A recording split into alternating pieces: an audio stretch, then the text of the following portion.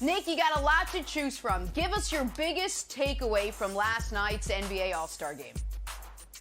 Well, it's not the MVP, Giannis. You guys know the long-standing belief on this show, banked in threes should not count. So Giannis was actually 14 Correct. of 16.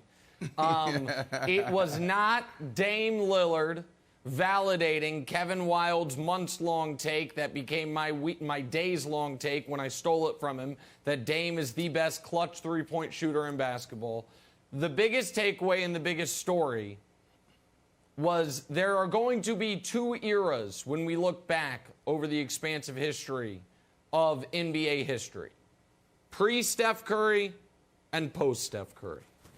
Because he has changed this game for good or for bad forever.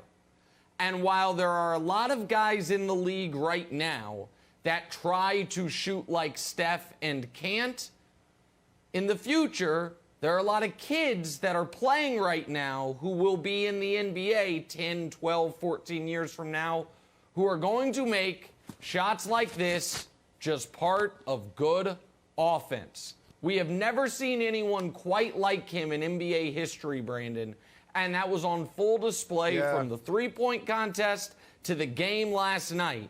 And that shot right there is not a bad shot, and that is a remarkable turn of events from where the league was, hell, just 10 years ago, not 50 years ago. So that was my biggest takeaway, is Steph Curry further expanding what is a good shot in the NBA. I think we should have a 4-point play. Let's put a 4-point play in the All-Star game from now on. We're already picking teams. We're already playing by quarters. We got the Elam ending. Dame is hitting bombs from half court. Steph's hitting bombs from half court. So let's just put a 4-point play into a 4-point shot into the game, because after the game, Nick, one of the biggest that's a bad shot people in the entire sports ecosystem changed his tune. Boom! Total reversal. Total narrative change. So, Nick, I know some people are like, well, Wildes, once you put the 4-point shot in the All-Star game, next thing you know, you're going to want it in the regular game. Yeah, probably. Why not? We know that the league is headed, Nick, and look way down the road. Look way down the road. We know the league is headed to a few things. One, it's just whoever wins the game makes the most threes. So then we've talked about limiting the amount of threes you can take in a half, in a quarter, or the whole game, or introduce the 4-point shot. I know it sounds ridiculous, but at one point the 3-point shot was ridiculous. I think we should at least think about it, have the conversation of having the 4-point shot in the All-Star game.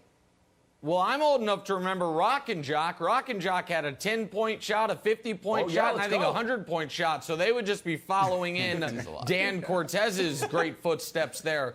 One thing on Steph, and then there's one other thing that has to be noted about the game. Steph is without question the greatest shooter ever.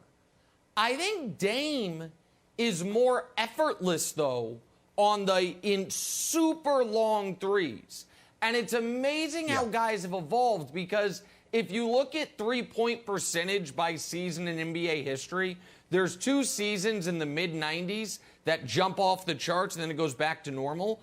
And that's because the NBA moved the line in 9 inches. And the guys were like, oh, my God, it's so much closer. Now it feels like they could move the line out 9 feet. And there are a handful of guys who be like, that's no problem. So And Dame it's his free throw form, it almost looks like, and he's shooting from half court. But I would be remiss, Brandon, if I didn't show America this.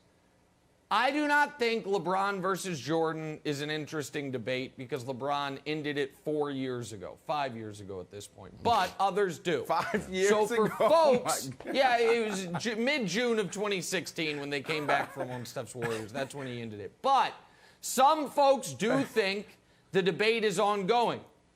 For those folks, tough night last night. Show them the raw numbers. Talking about greatest basketball person ever. Winning percentage as a GM. LeBron, a perfect 4-0. Michael Jordan, the only thing worse than the winning percentage is that jacket he's wearing. So listen, I'm just saying, add it to the ledger when you're looking at, the GOAT conversation. You have the greatest GM ever against a guy who wins about 4 out of 10 games. That's all I'm saying. That's all I'm saying, He's winning in his department. Thanks for watching. Subscribe here to get the latest from the show. Also, be sure to check out more of the best clips from First Things First, or go watch a few segments from our other shows on FS1.